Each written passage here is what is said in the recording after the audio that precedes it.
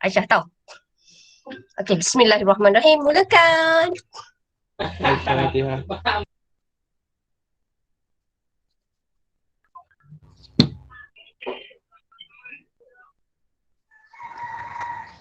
Amin. Bismillah, Allahumma ftah alaina hikmatak wa anshur alaina min khazaini rahmatik ya arhamar rahimin. Rabbi shrah li sadri wa yassir li amri wahlul 'uqdatam min lisani yafqahu qawli. Rabbana atina fid dunya hasanah wa fil akhirati hasanah wa qina adzabannar. Wa sallallahu ala sayyidina Muhammad wa ala alihi wa sallam. Walhamdulillahi rabbil alamin. Amin. Okay. Amin ya rabbal alamin. Okay. So, semua sihat hari ni? Ada yang tak sihat ke? Semua sihat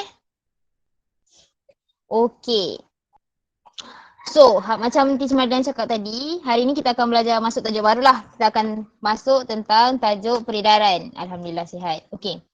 So, sebelum saya mulakan kelas, saya nak tunjuk satu gambar.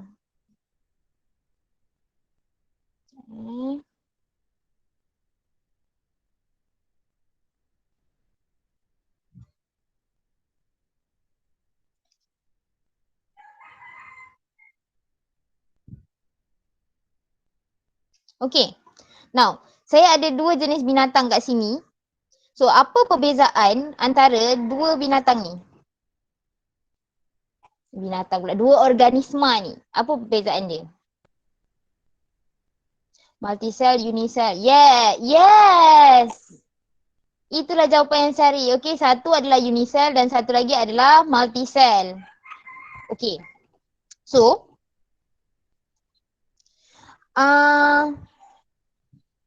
okay, apakah yang membezakan organisma unisel dan multisel ni? Apa yang membezakan dua organisma ni?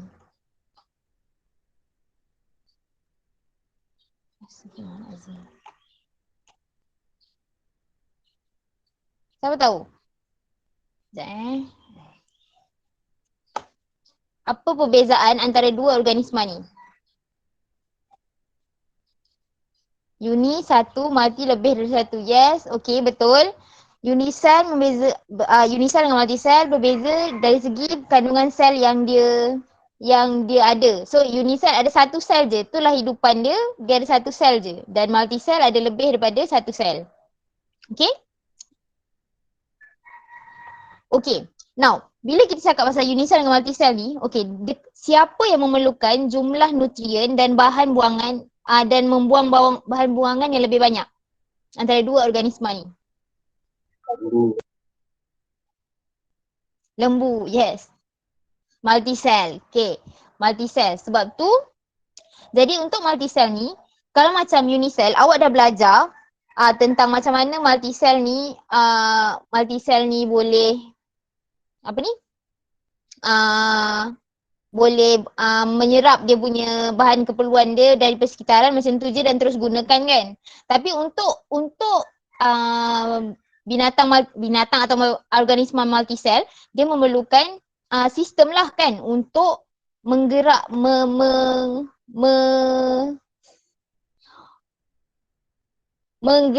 nutrien tu ke seluruh badan dia lah kan. So sebab tu dia perlukan sistem. Jadi dekat situlah kita akan belajar pengangkutan dalam manusia dan haiwan. Okay. So, ini adalah apa yang awak perlu tahu tentang tajuk hari ini. So, kita akan belajar pasal jenis sistem peredaran. So, awak kena tahu untuk mewajarkan keperluan sistem pengangkutan dalam organisma multisel kompleks. So, kenapa kita organisma multisel ni memerlukan sistem pengangkutan yang kompleks lah. Tak macam unisel yang memerlukan resapan ringkas je pun dah cukup untuk dia serap dia punya nutrien semua kan. So lepas tu awak kena kenal pasti bahan yang diangkut oleh sistem pengangkutan. So awak akan iaitu ada dua jenis. Awak ada bahan keperluan sel dan bahan buangan sel. Okay, lepas tu kita mengkonsepsikan jenis sistem peredaran dalam organisma multisel, terbuka dan tertutup. Ada dua jenis, terbuka dan tertutup. Lepas tu kita akan membanding bezakan antara sistem peredaran dalam organisma multisel. So kita ada 4 jenis organisma yang kita akan kenal pastilah, iaitu serangga, ikan, amfibia dan manusia. Okay, now keperluan sistem pengangkutan organisma multisel kompleks. Okay, so setiap organisma hidup memerlukan bahan keperluan sel seperti oksigen dan nutrien, kan? So kita juga perlu menyingkirkan bahan buangan seperti karbon dioksida dan bahan kumuh bernitrogen. So sama macam apa yang jelaskan tadi, kita dah tarik nafas, kita dah gunakan semua bahan nutrien tu, dan bahan nutrien tu akan menghasilkan bahan buangan pula. Sel kita akan menghasilkan bahan buangan selepas gunakan nutrien-nutrien tu kan, macam karbon dioksida, bahan bernitrogen. So benda tu tak boleh disimpan dalam badan kita. Jadi salah satu cara macam mana kita nak buang bahan-bahan yang tak diperlukan oleh badan kita tu adalah melalui sistem peredaran ni. Okay, so kenapa ameba tu ameba ni perlukan resapan yang ringkas je. Okay, sebab dia kecil, dan bila dia ada dalam air ni, kalau contoh dia perlukan oksigen, oksigen tu boleh terus masuk, kan? Boleh terus diserap ke dalam badan dia. Kalau dia perlukan makanan, dia boleh terus je makan dan cernakan, macam tu je. Jadi macam kita, kalau kita kan, contoh kita punya sel kulit kita perlukan nutrien. Tapi bukannya sel atas kulit je, sel yang dalam-dalam tu pun perlukan nutrien kan. Jadi takkan kita nak resap je daripada seluruh badan kita kan. Contoh otak perlukan. Jadi macam mana nak resap je masuk kulit terus nak masuk ke otak kan? Macam susah lah kan. Sistem tu jadi nanti sistem tu tak lancar. Yes? Okay, sistem tu tak lancar. Okay. So sebab itulah dia memerlukan. Sebab kita pertukaran bahan bagi organ multisel ni, kita tak boleh nak terus masukkan. Kita ada terlalu banyak sel. So kita perlukan sistem yang teratur lah untuk pastikan bahan tu masuk secara adil dalam badan kita. Semua tempat kena, semua tempat akan terima. Okay. So dekat situlah kita kata organisma unisel seperti ameba memperoleh bahan keperluan serta menyingkirkan bahan buangan melalui resapan. Sebab dia, okay, ini satu awak kena tahu. Dia mempunyai jumlah luas permukaan kepada isi padu dia yang besar. So maknanya seluruh permukaan dia tu terdedah kepada persekitaran kan, berbanding dengan isi padu dia. Maksudnya isi padu, jumlah, bila awak kira isi padu dengan jumlah luas permukaan dia sangat besar. Okay, berbanding dengan kita ada banyak sel. So kita punya luas permukaan yang kat luar yang kita boleh nampak ni adalah sangat kecil berbanding dengan kita punya isi padu sebenar kan. Okay, so untuk mengatasi masalah ni, dekat situlah organisma multisel ada sistem pengangkutan dalam. So apa maksudnya vertebra? Siapa tahu? Tulang belakang. Yes, tulang belakang. So vertebra ni adalah organisma yang mempunyai tulang belakang lah. So kita sebagai organisma yang mempunyai yang dikenali sebagai vertebra ni akan mempunyai sistem pengangkutan yang dipanggil sebagai sistem peredaran darah. Okay? Okay. Okay. Okay. Now, kita ada dalam organisma multisel ni kita ada dua jenis sistem peredaran darah. So sistem peredaran, okay, bukan semestinya darah lah, sebab kita ada jenis ada jenis cecair yang lain nanti yang digunakan, dia sama macam darah tapi bukan darah. So kita ada sistem peredaran terbuka dan tertutup. Okay. Now, dalam sistem peredaran terbuka, kita kenal pasti sistem peredaran terbuka ni Bila dikatakan sistem peredaran terbuka, maksudnya hemolimfa Okay, kita tak panggil dia darah, kita panggil dia hemolimfa. Hemolimfa ni mengalir masuk terus ke dalam rongga badan. Okay, rongga badan ni kita kenali sebagai hemosilum dan akan membasahi sel-sel ni. So, hemolimfa tu adalah cecair bernutrien. Okay, dia cecair yang mempunyai nutrien lah. Dia menyerupai darah, tapi dia bukan darah lah. Dia biasanya dia tak berwarna merah sebab dia tak sama macam kita, dia tak menyerap oksigen. So kebanyakan binatang yang ada sistem peredaran terbuka ni adalah invertebrata. So invertebrata tu binatang apa? Contoh dia. Serangga. Yes, kat sini saya dah tuliskan serangga dan moluska. So moluska tu jenis-jenis macam mana? Kerang. Kerang, yes. Siput, yes. So itu adalah jenis-jenis moluska lah dan serangga. So serangga macam belalang, lipas, apa lagi? Rama-rama. So itu adalah organisma yang mempunyai sistem peredaran terbuka. Okey, lepas tu kita ada sistem peredaran tertutup. Sistem peredaran tertutup ni pula adalah dia di mana darah sentiasa darah sentiasa terkandung dalam salur darah yang tertutup. So macam kita lah, kita ada salur darah yang tertutup. Jadinya darah tu tak boleh main suka-suka hati dia je pergi setiap sel. Dia sentiasa dalam salur tu je. Jadi pertukaran tu berlaku antara tisu dengan sel. Antara salur darah, tisu dengan sel darah tadi. Okay? So dekat situ lah kita boleh tengok di mana macam contoh ni sel. So dalam kapilar darah ni ada darah. Dalam kapilar darah ni ada darah. So dekat sini je pertukaran dia berlaku. Jadi darah tu tak terkeluar masuk membasahi sel ni macam sistem terbuka tu. Tapi dia melepaskan, dia jadi resapan antara sama dia je. Bahan nutrien tu je yang bergerak. Bukan darah tu yang keluar membasahi sel tu tadi. Dia masih kekal dalam saluran darah tu je tadi. Okay? Okey. Okay, so kat situ kita nampak dia berlaku merentasi dinding kapilari darah. Okay, takat ni ada soalan? Saya laju sangat tak? Ada soalan? Tak ada. Okay. Okay. So itu jenis sistem peredaran yang kita perlu tahu. So dia ada dua jenis iaitu peredaran tertutup dan terbuka. Okay.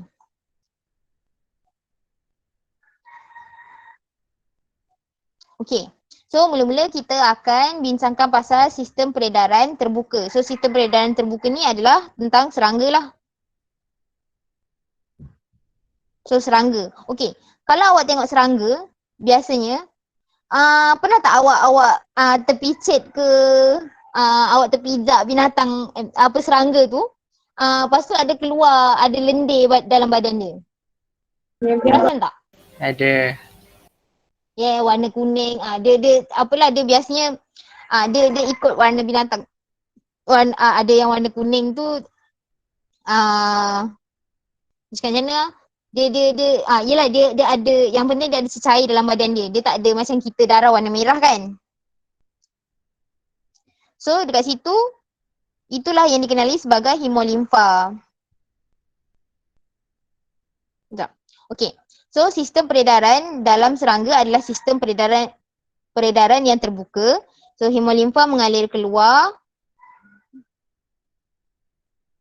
Hemolimfa mengalir keluar dari jantung ke dalam hemosilum apabila jantung mengecut. So dia melalui, dia akan, hemolimfa ni mengalir keluar daripada jantung ni lah. So dia akan alih keluar ke dalam hemosilum. Hemosilum ni adalah bahagian bahagian rongga serangga ni tadi, okey. Tapi untuk tunjukkan awak dengan lebih jelas lagi, saya akan tunjukkan satu video. Okey.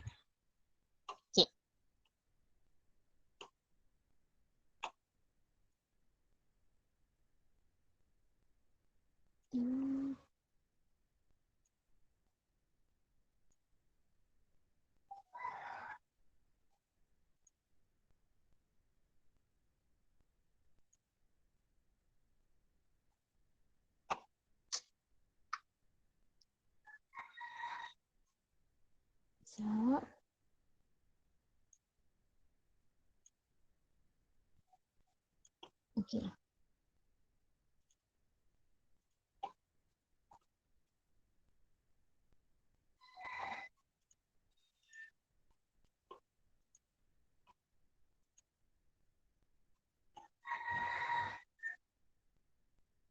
Okay, now.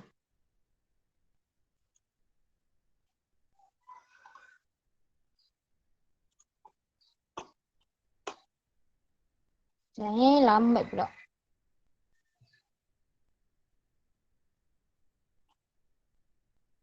Macam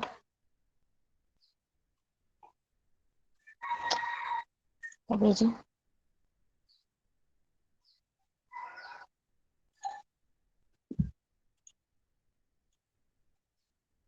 Allah.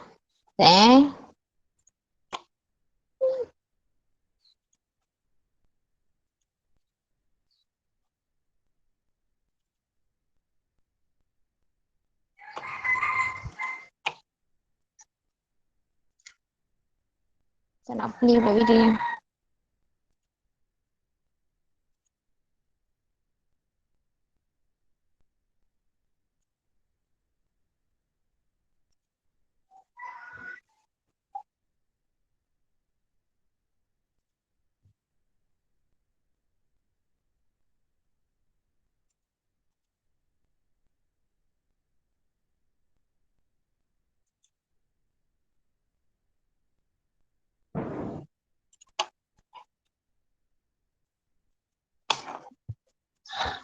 Bismillahirrahmanirrahim.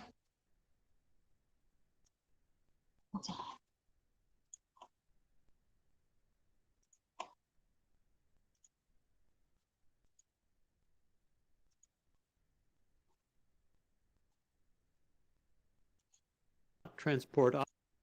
The open space of the body is called the Okay, so hemocoel. ini dia kata The hemocoel anterior aorta. okay, boleh nampak tak? Dengar tak videonya? Dengar. Okay. So The open space of the body is called the hemocoel. The hemocoel okay, is so ni filled with open space insect yang blood dipanggil called hemosilum tu lah. hemolymph. Hemosil tu Since hemosilum. insect hemolymph does not transport oxygen, it does not contain hemoglobin, and therefore lacks the red color that is characteristic of blood from vertebrate animals. Hemolymph is pumped forward by the heart through the aorta into the head and flows back through the body in the open hemocoel. Hemolymph re-enters the posterior heart through the ostial valves, and the cycle repeats. The hemocoel is always full of hemolymph. Okay, nampak tak pergerakan dia macam mana?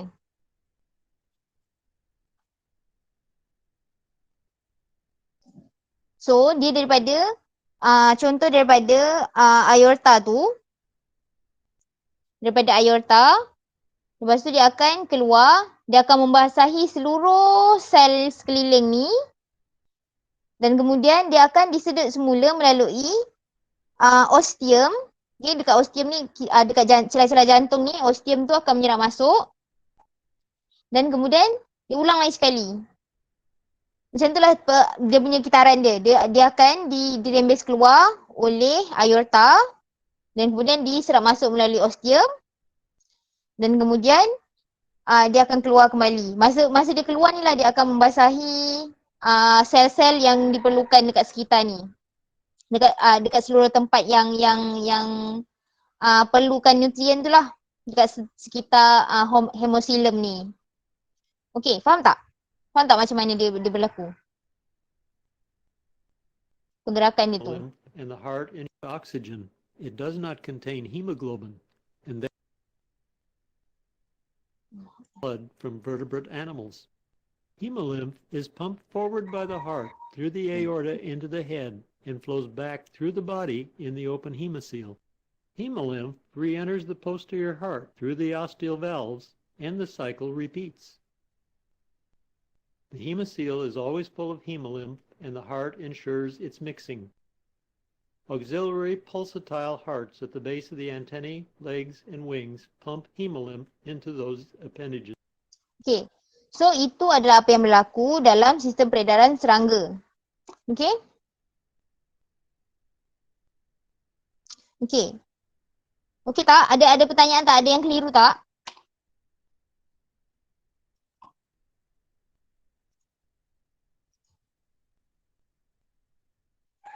Guys, ada yang tak faham tak?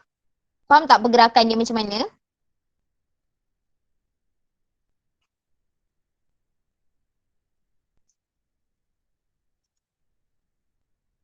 Guys. Okey, tak apalah kalau tak ada. Kita teruskan. Okey je, okey. So itu yang macam simple sikit kan? Okey. Allah.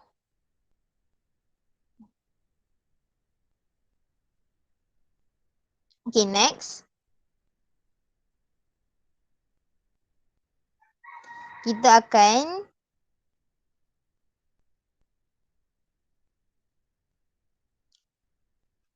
bergerak ke sistem peredaran tertutup pula. Gambarnya enggak ada. Okey, kita akan bergerak ke sistem peredaran tertutup. So dalam sistem peredaran tertutup, kita ada sistem yang pertama sekali adalah sistem peredaran ikan.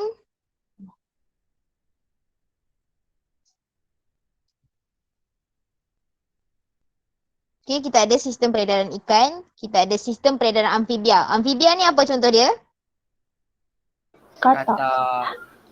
Kata. Yes. Amfibia kata. Okey, lepas tu kita ada sistem peredaran manusia. Okey, itu adalah 3 jenis sistem peredaran dalam sistem peredaran tertutup. Okey. So, dalam sistem peredaran tertutup ni, mula-mula kita akan belajar tentang ikan. So, ikan. Now, bila kita cakap pasal ikan ni, jantung ikan ni dia ada 2 ruang saja, iaitu satu atrium dan satu ventricle. Dia ada 2 ruang ni saja. Okey? So, dia punya cerita dia.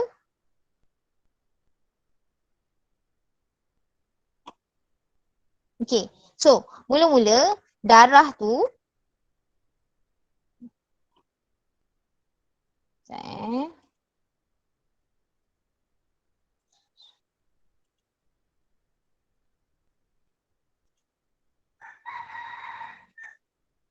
Okey.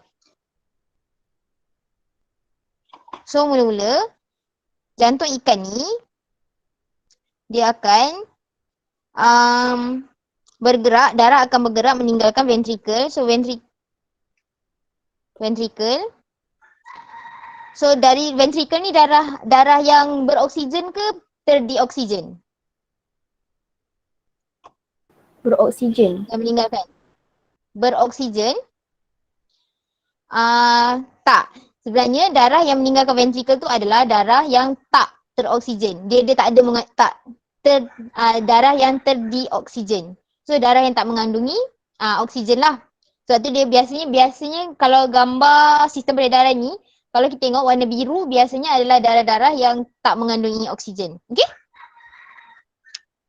Okay, so dia akan gerak daripada ventricle, dan ventricle akan bergerak ke capillary insang. So dekat sini lah yang awak selalu tengok, perasan tak kalau insang ikan warna apa? Merah. Warna merah. Yes, kenapa Afwan? Tak ada apa. Okay, so awak perasan yang dekat insang ikan tu warna merah kan? So dekat insang ikan tu kenapa dia warna merah? Sebab dia ada banyak sangat capillary dekat situ. So capillary tu lah akan berfungsi untuk menyerap oksigen yang masuk melalui mulut. So dia mula-mula dia akan masuk melalui mulut. Lepas tu dia akan lalu insang tu. Insang tu akan terbuka, mulut tu tertutup. Lepas tu insang tu akan menyerap semua oksigen, dan masa tu juga insang tu akan melepaskan karbon dioksida yang terkandung dalam darah terdioksigen tu. So dekat situ lah, kat insang ni lah dia memainkan peranan untuk menyerap dan mengeluarkan menyerap oksigen dan mengeluarkan karbon dioksida. Jadi dekat sini ada sedikit pencampuran darah lah dekat sekitar sini. Okey? Jadi lepas tu darah tu akan bergerak ke capillary systemic. So yang tadi dekat atas ni capillary insang. So yang sini capillary systemic. So capillary systemic ni maksudnya kat mana? Dalam ikan tu. Yes, dalam ikan tu sekitar, maksudnya dekat sekitar sel-sel badan dia lah yang akan memerlukan nutrien ataupun oksigen yang diperlukan oleh ikan tu kan. So dekat situlah akan berlakunya pertukaran udara, pertukaran gas tadi, pertukaran gas. So dekat situlah oksigen akan masuk ke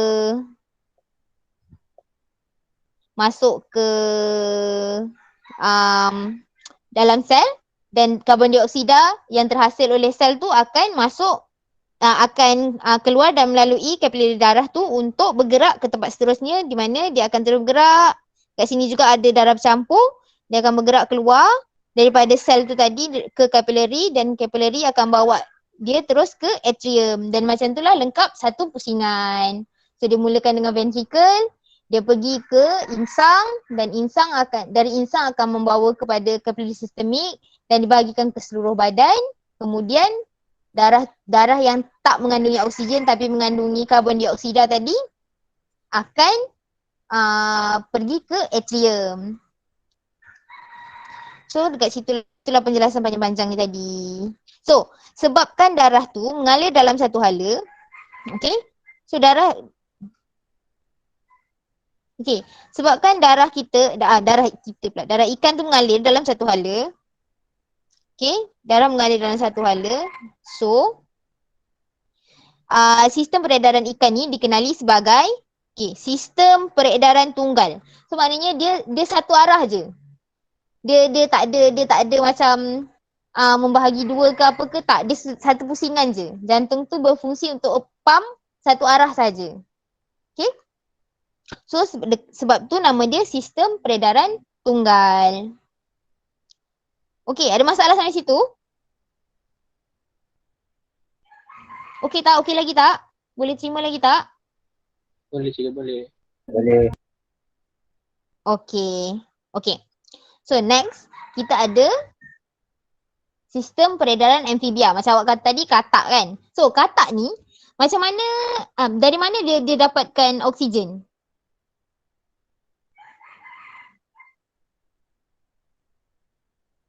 Macam mana dia bernafas, katak ni? Kulit Amfibia lembab ni. ke paru. Apa dia? Kulit dan paru.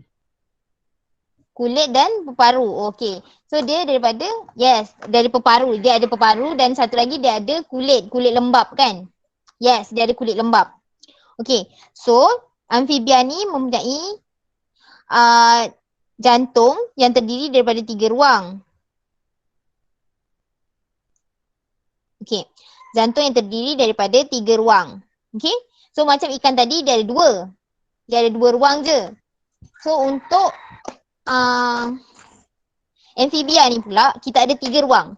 So dia ada 2 atrium, atrium kanan dan atrium kiri. Okey, lepas tu dia ada 1 je ventricle. Okey. So berbeza dengan peredaran tunggal ikan, darah mengalir dalam 2 peredaran. So dekat situlah perbezaannya dengan ikan dengan amfibia ni, di mana dia ada peredaran pulmocutaneous. Okay, pulmocutaneous. So siapa boleh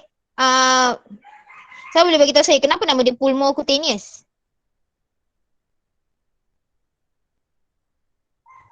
Sebab darah tu daripada peparu.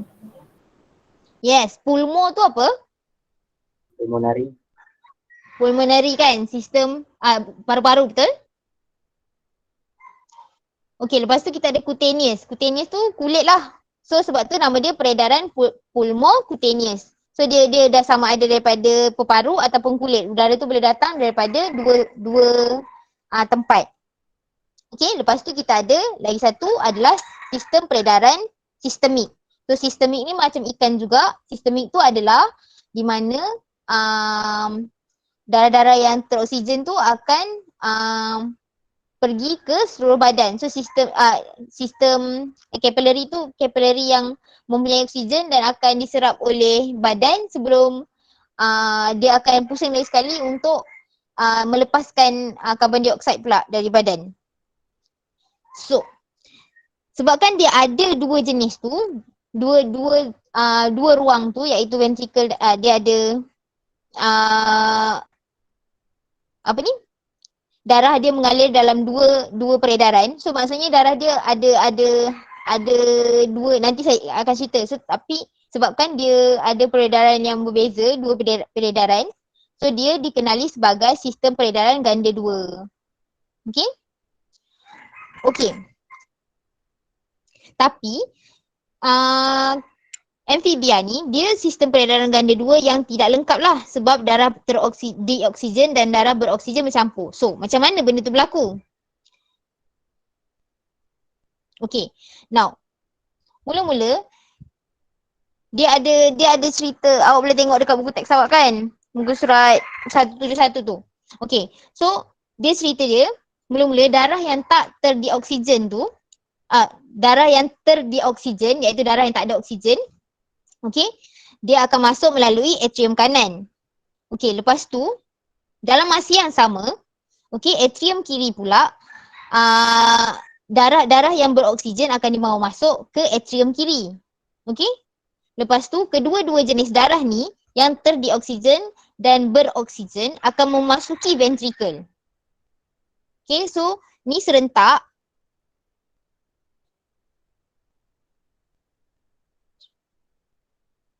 Okey, so dari sini dan sini dia berlaku serentak. Okey, serentak dan dia akan memasuki kedua-dua jenis darah ni akan memasuki ventricle. Okey? So darah-darah tu bercampur lah, yang terdioksigen dan tak terdioksigen, kedua-duanya akan masuki ventricle melalui atrium kiri dan kanan.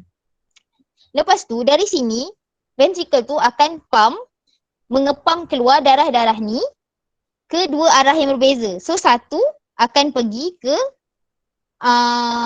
sistem peredaran pulmocutaneous. Okay, dia akan pergi untuk menyerap oksigen dan membebaskan karbon dioksida. Dan sebelah lagi pula, okay, dalam masa serentak, sebelah lagi pula akan pergi ke capillary systemic. Okay, faham tak?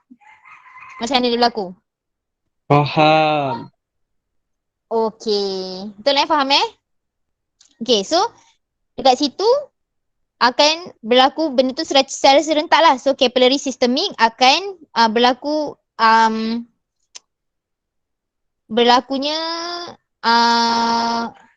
perubahan gas tadi, pertukaran gas tadi, oksigen akan diserap oleh sel kulit, sel badan dan karbon dioksida akan dibebaskan dan bermulalah satu kitaran sekali lagi. Dan yang ini pula dalam masa yang sama, di sini pula akan berlaku darah yang tak mempunyai oksigen, darah terdioksigen akan bertukar, akan membebaskan karbon dioksida dan menyerap oksigen dan akan dibawa pulang ke atrium kiri. Okey, so lengkaplah satu kitaran dia. Okey, so disebabkan tu dia dikenali sebagai sistem peredaran ganda dua yang tidak lengkap. Okey, so sebab dia darah terdioksigen dan darah beroksigen dia bercampur. Okey, so awak rasa logik ke kenapa bila dia bercampur tu, adakah katak masih mempunyai amfibia masih mempunyai jumlah oksigen yang diperlukan sebab dia bercampur dekat situ. Awak rasa ada masalah tak? Tak ada. Kenapa tak? Kenapa awak rasa tak? Sedangkan dia bercampur. Dia tak. Sebab cukup kot Kenapa, oksigennya. Sebab Dia cukup tak oksigennya. kekalkan. Okey tak. Okey, jawapan dia sebab walaupun dia masuk serentak dan dia bercampur kat ventricle, tapi kebanyakan darah, tapi sebabkan proses tu berlaku terlalu cepat kan, dia pump darah kan. So benda tu dia tak sempat nak bercampur sangat pun. Darah yang beroksigen tetap boleh berjaya keluar ke tempat dia, dan darah yang terdioksigen pun berjaya keluar ke tempat dia, ke tempat yang sepatutnya, sebab dia macam cepat kan. So dia baru masuk, dia terus keluar. Jadi dia bercampur tu sekejap je. Jadi tak sempatlah dia nak jadi terlalu bercampur sampai kurang ke untuk keperluan amfibia tu. Okay? So tu apa yang berlaku. Okay. So tadi saya dah jelaskan pasal peredaran sistemik tu apa. Okay. So itu adalah berkaitan tentang amfibia. Jadi, okay. Sekarang kita akan beralih ke sistem peredaran yang terakhir, iaitu sistem peredaran manusia. Okey, sistem peredaran manusia ni kita akan ringkas lah, sebab nanti awak akan akan belajar lebih ni kan. So, ini macam mana pergerakan darah tu berlaku. Okey. Sistem peredaran manusia ni dia mempunyai jantung yang terdiri daripada 4 ruang. Okey, kita ada 2 ventricle dan 2 atrium yang terpisah sepenuhnya. So, awak boleh tengok kat sini. Dekat sini ada septum. Okey, dia ada satu sektor yang memisahkan antara kiri dan kanan. So, dekat situlah kenapa sama juga macam katak, kita ada sistem peredaran ganda 2. Sebab kita bergerak, kita punya sistem tu bergerak kan, berpusing.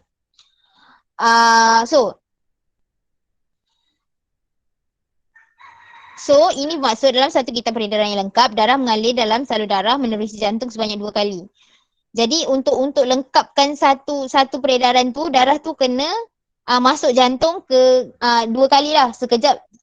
Mula-mula dia mungkin daripada belah kanan, lepas tu nanti dia masuk belah kiri. Okay.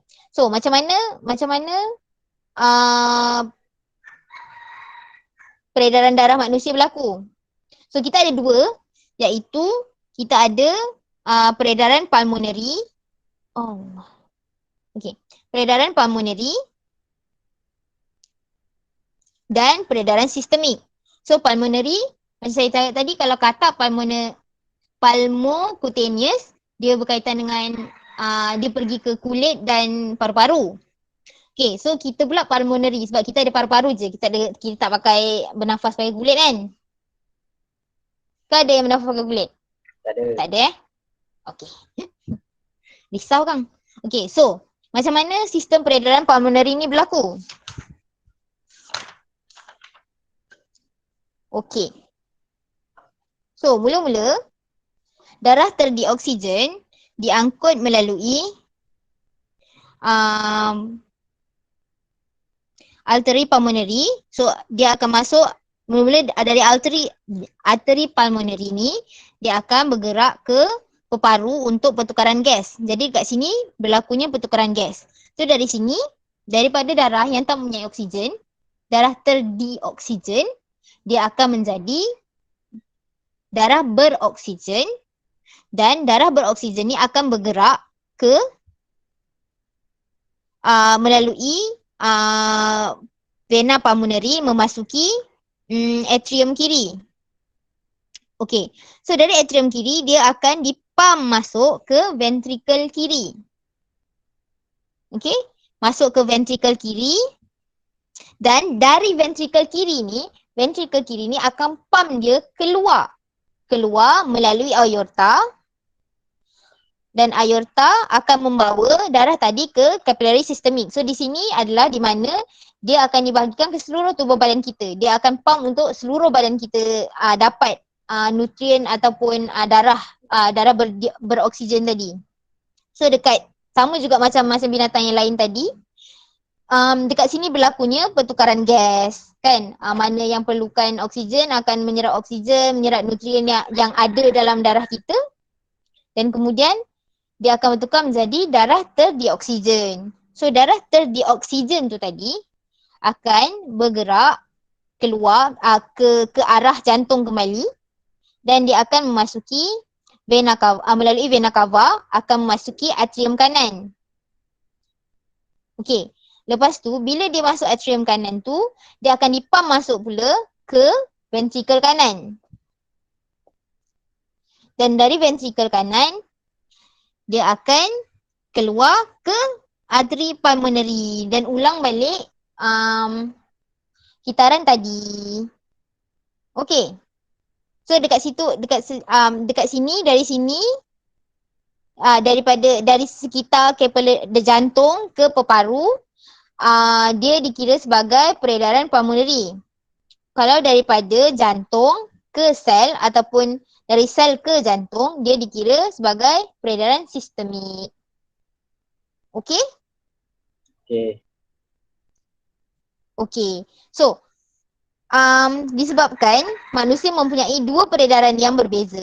Okey, kita ada dua peredaran berbeza iaitu daripada jantung ke paru dan daripada jantung ke capillary system, ke sistemik. So disebabkan itu kita dikirakan sebagai peredaran ganda dua. Tapi apa yang membezakan ganda dua kita dengan ganda dua katak tadi? Yang membezakan kita dengan ganda dua amfibia atau katak tadi adalah kita mempunyai darah teroksigen dan darah beroksigen, darah terdioksigen dan darah beroksigen yang tidak bercampur. Sebab kita ada garis tengah dekat sini. Macam katak tadi, dia tak ada belah tengah kat sini kan. Macam amfibia tadi dekat tengah-tengah ni dia bercampur kan. Dia bercampur dekat ventricle tu. Tapi untuk kita dekat sini kita ada satu ruang tengah di mana darah beroksigen dan darah tidak beroksigen tak bercampur. So itu yang membezakan antara kita dengan sistem sistem peredaran amfibia tadi. Okey? Itu sahaja. Okey. So, dah panjang-panjang tadi. Ada pertanyaan? Ada yang tak faham? Kalau saya laju sangat cakap.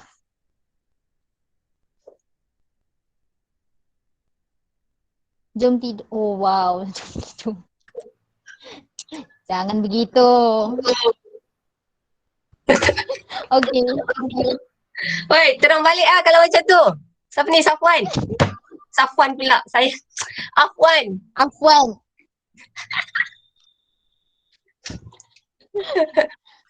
Okey. Last. Untuk perbezaan berkaitan dengan perbezaan dan ni je. Saya akan bagi link. Sekejap. Ada 10 minit lagi. Kejap.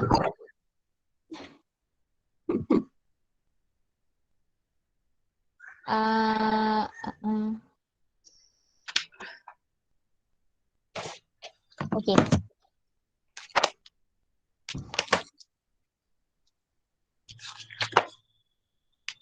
Kejap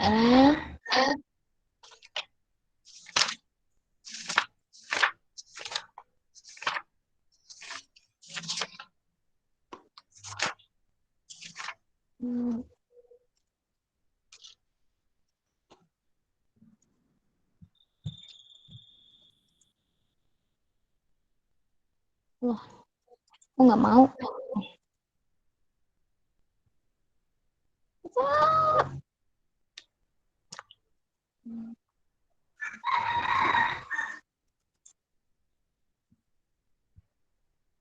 Okey.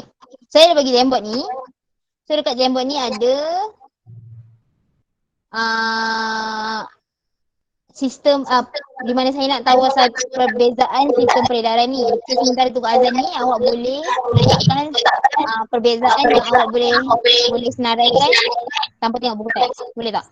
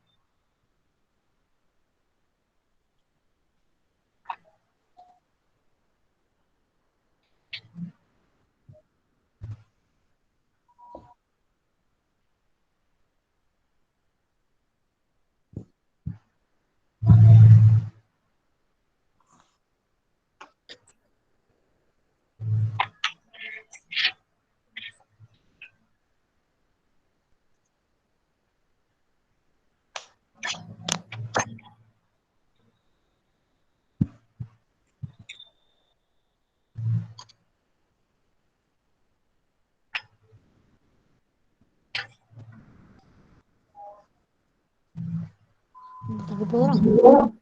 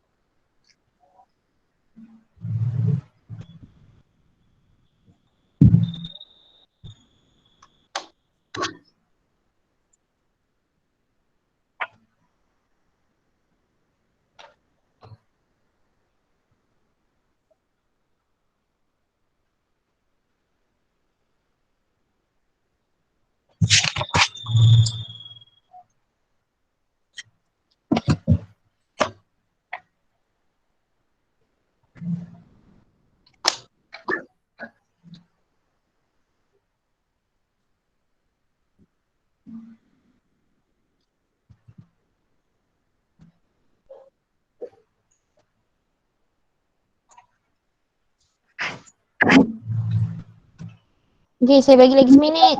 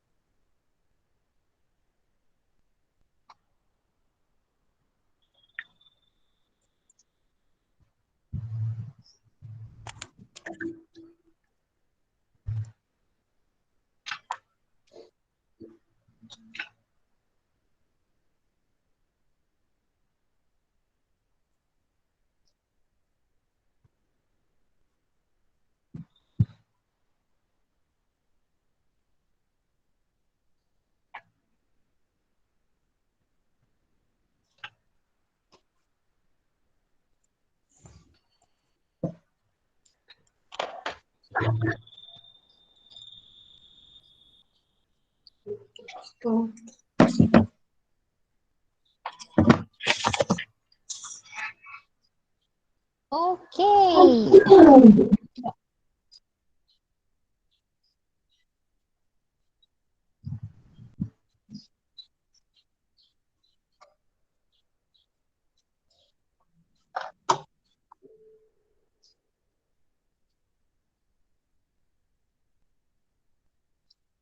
Banyak ni.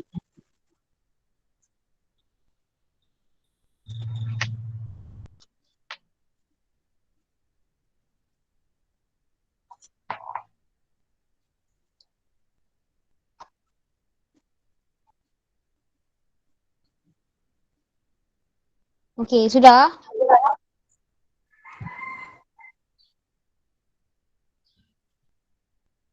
Okay, so itu apa yang awak dah nampaknya semua memahami lah. Okay, so kat sini ada serangga. So serangga betul ada sistem peredaran terbuka. Okay. Ada sistem peredaran terbuka. Now, apa fungsi hemolimfa? Nabil,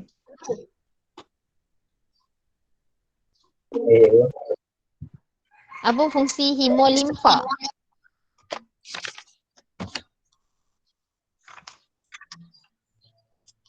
Cair. Apa dia? Dia mengalir keluar dari jantung masuk hemosilum.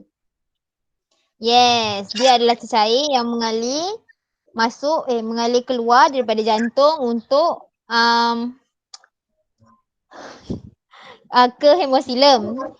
Okey, dan akan berlakunya pertukaran gas tu adalah daripada hemolimfa ni ke seluruh hemosilum lah. Di mana hemolimfa ni akan membasahkan sel-sel gas itu dan masa dia basah tu akan berlakulah dia punya pertukaran gas. Okey, lepas tu dekat ikan ni pula, okey, kawan-kawan kamu kata sistem peredaran tertutup. Okey, betul. Lepas tu sistem peredaran tunggal. Kenapa dia sistem peredaran tunggal? Sebab ada satu atrium dan satu ventricle. Okey. Next, kita ada sistem amfibia. Okey, kita ada sistem peredaran tertutup. Okey. Dan apa yang membezakan paling besar sekali perbezaan antara amfibia dan manusia? Afwan.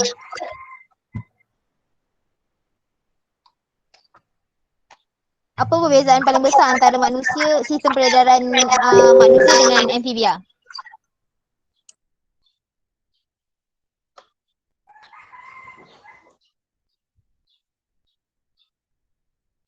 Angkut nutrien dan hormon. Okay,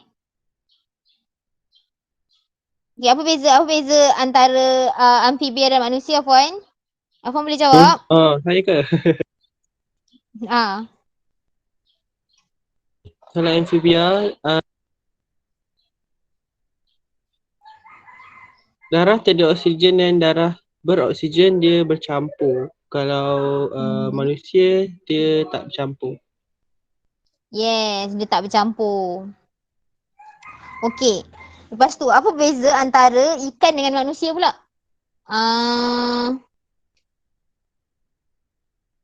Ngantuk sangat tu. Ngantuk. Okey. So, antara ikan dengan manusia, apa bezanya? Sistem dia berbeza. Yes, apa sistem ikan apa? Sistem peredaran tunggal. Yes, dan sistem manusia? Dan dia dua yang lengkap. Yes, okay. So, itu sajalah tajuk hari ini. Saya nak tambah apa-apa?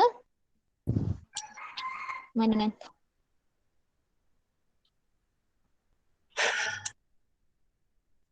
Bersih.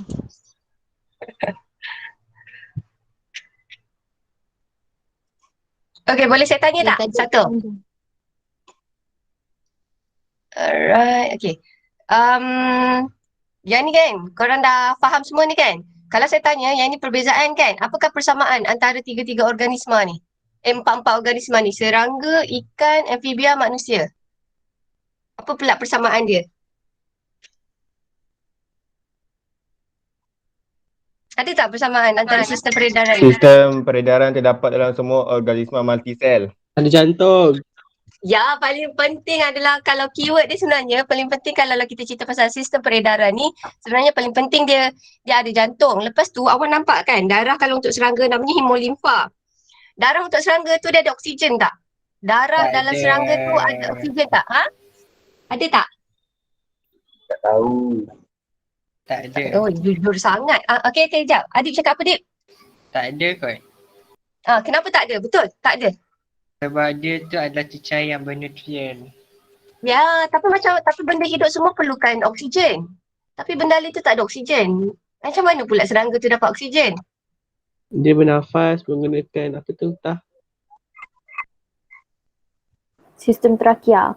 Yes, sistem trakea. Kalau awak perasan, untuk ikan, amfibia dengan manusia, darah ikan, amfibia dengan manusia tu, itu kita panggil darah beroksigen tau. Maksudnya darah tu dia bawa oksigen, dia bawa gas-gas respirasi. Tapi kalau untuk serangga, dia asing. So maksudnya sistem respirasi dia directly kan awak ingat kan, dia melalui spracle, trachea and then dia akan terus masuk ke dalam sel kan.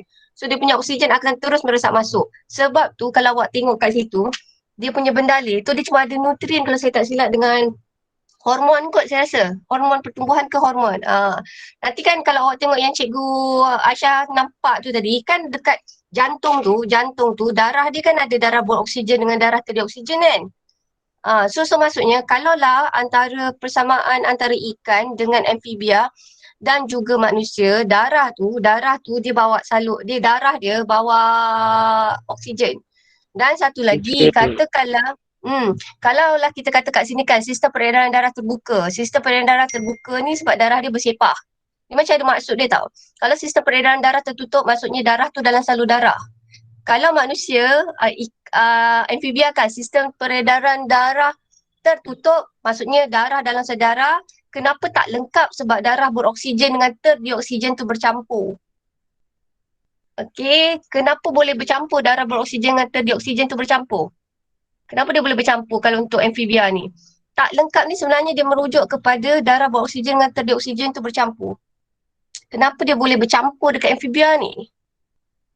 Ni. Ventricle ada satu je. Yes, very good. Sebab ventricle dia ada satu.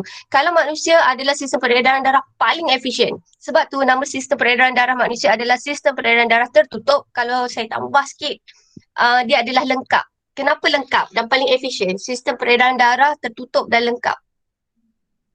Sebab darah yang beroksigen dengan tak ada oksigen Terasing. Yes, terasing. dia terasing. Pernah belajar ke jantung tu macam mana boleh dia terasing darah beroksigen dengan terdioksigen tu? Tu apa tanaman tengah-tengah tu? Dia ada apa tu nama? Divider kat tengah tu apa nama? Tak tahu. Daripada O kan. Dia start huruf S. Sekejap Google. Tak, nanti korang akan Chapter. belajar nanti kot. So basically korang kan kalau yang ini actually Cikgu Bayu saya dulu ajar. Betapa bagusnya Cikgu Bayu saya dulu kan. So dia ajar, dia kata setiap nama ni ada maksud dia. Kalau terbuka maksudnya darah tu dia punya bendalih dia bersepah, dia tak ada dalam salur darah. Kalau dia kata dia sebagai peredaran tertutup merujuk kepada darah dalam salur darah. Sebab tu awak tak ada muka merah sebab darah awak dalam salur darah. Sedangkan kalau kita potong salur darah, keluar darah kan, merah kan. Tapi muka korang tak merah sebab darah tu dalam salur darah. Lepas tu tak lengkap sebenarnya dia merujuk kepada darah tu bercampur. Kalau katakan amfibia, kenapa kita panggil dia tak lengkap? Sebab tadi Afwan kata ventricle dia ada satu. Kalau manusia sistem peredaran darah dia adalah sistem peredaran tertutup dan juga lengkap. Dan satu lagi kalau nak tambah dia adalah ganda dua. Ganda dua sebab dia ada dua kita kan. Satu adalah pulmonary, satu lagi sistemik. So yang ini saya rasa korang kena duduk betul-betul tengoklah kot. Saya rasa tajuk ni kena tengok gambar. So kalau you guys baca macam tu rasa susah sikit kot. So tahniah, kira semua faham. Okay, so do you have any question? Tak ada. Tak ada. So okay, so Aisyah. Yes. Ya. Jom bedah manusia. Ya, kenapa dengan saya? Oh.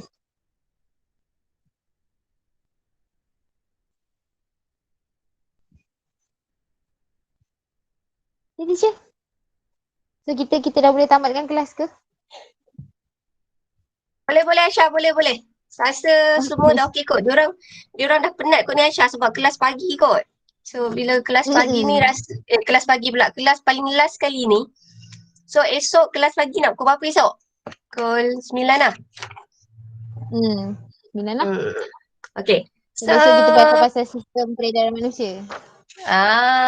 Sistem Kita peredaran belajar lagi ni lah. Lagi detail lah pasal struktur jantung. Ya. So jumpa besok. Okay, bye everybody. Bye. Bye-bye. Terima kasih. Terima kasih cikgu. Terima kasih cikgu. Kasih. Sini tak ada Ya, tak ada siapa bedah tu yang kakak Rajan tu. tanya? Pasal